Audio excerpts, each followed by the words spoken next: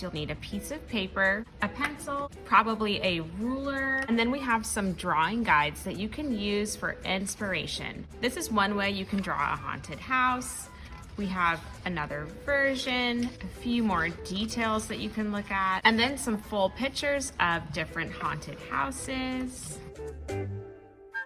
Some inspiration from Victorian houses. So we know that haunted houses are often in the style of Victorian architecture, which is full of different textures and details like moldings and carvings in the wood, bricks. They're often unbalanced and they have multiple towers and levels, like at least 2 or 3 levels. And the rooms are like mazes. Victorian homes are not just like one square and a triangle for the roof. They are full of detail, lots of windows, different levels, different points and heights on the roof. So think about what you would like to include in your own version of a Victorian haunted house. For my haunted house, I'm going to follow this guide. Now remember, yours doesn't have to look just like this. So I'm starting here with this shape that has a point, and that's going to be part of the front of the house. And then I'm going to add shapes along the sides to the roof area and continue to add towers behind it so that it looks more like a Victorian architecture, because we learned that towers and different levels are one thing that set Victorian architecture apart. When you're drawing, it's important just to draw lightly and sketch out the shapes that you want. Notice that my lines are kind of rough and they're not perfect. So I know that I'm gonna go back over them and correct them a little bit. And that's why I don't wanna press down too hard with my pencil. So I'm just sketching out the basic shape, and then I'll go back and make my lines darker and correct anything that I need to.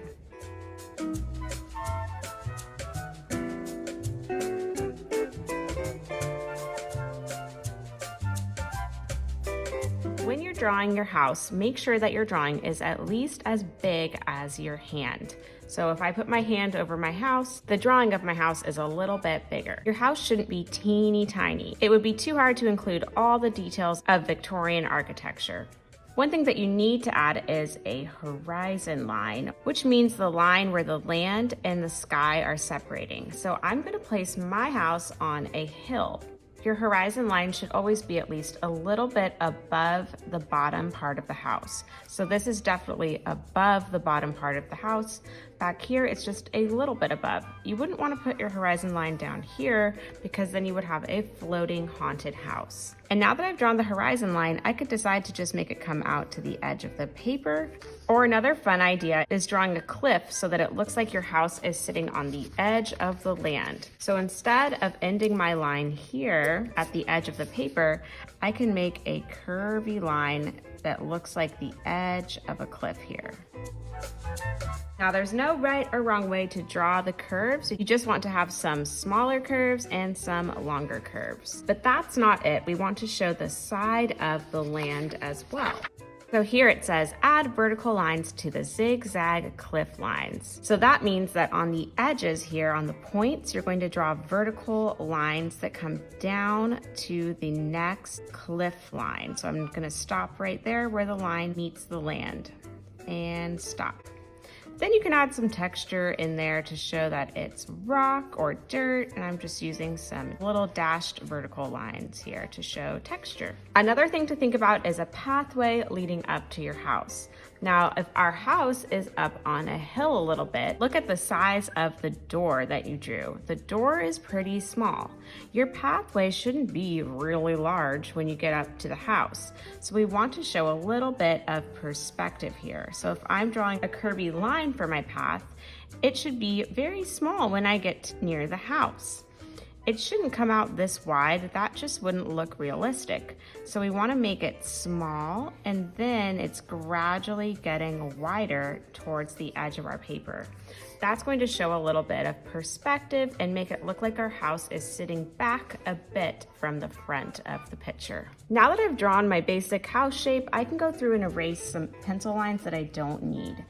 I drew this awning that goes over the front of the house, and I didn't need the pencil line that was going through it. And that's why it's really important to draw lightly so that you can erase the lines that you don't need. Another thing to think about is the moon or stars in the sky. So I'm going to draw a large full moon that's kind of behind the house. So I'm just drawing a circle that stops at the edge of the house. Now you could draw a crescent moon, you could draw clouds, you could draw other details in your sky. In the back of this packet, there's different characters, like you could draw bats in your sky. There's other characters that you can add around your house. It's up to you, be creative. Once you're happy with your house's shape, then you can use a Sharpie and give it an outline. Once your house is outlined, then you can go ahead and draw details like windows and textures. So think about how Victorian houses had lots of windows and details. So like the moldings, windows with shutters, textures on the roof, any other spooky details like railings. Go through and plan out where those things would be. Remember that people need to see out of your house and get in somehow, so don't forget a door. After those things are drawn, then you can go ahead and outline those. For mine, I'm using a thin Sharpie because these are the smaller details of the house. For textures, I could use little curved lines to show the texture of wood. You could use vertical lines to show planks of wood.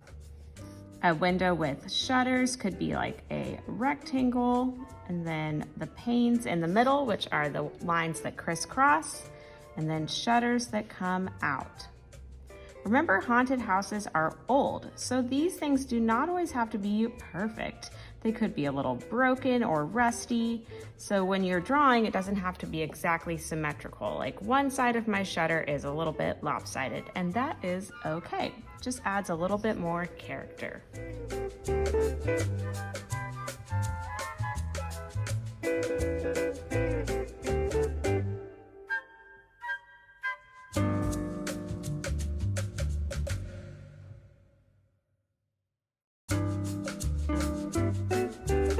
Adding details to your house, you can use the texture example pages to look for ideas on how to show the texture of the house. The more textures you add, the more realistic your house will look. Think about what the material is. Victorian homes were mostly made out of wood, so you can look at the different lines to show patterns in the wood. You could do some stones if you'd like. You could show the texture of grass on the ground. You could add some bricks or rocks.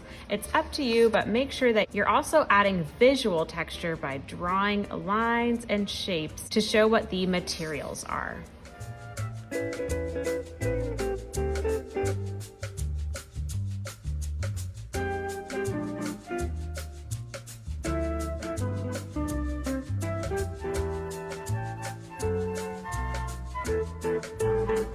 Once you're done outlining everything in Sharpie, you can use an eraser to erase any extra pencil lines that are on your paper. I hope you had fun getting started drawing your haunted house design in the style of Victorian architecture. I can't wait to see how yours turn out.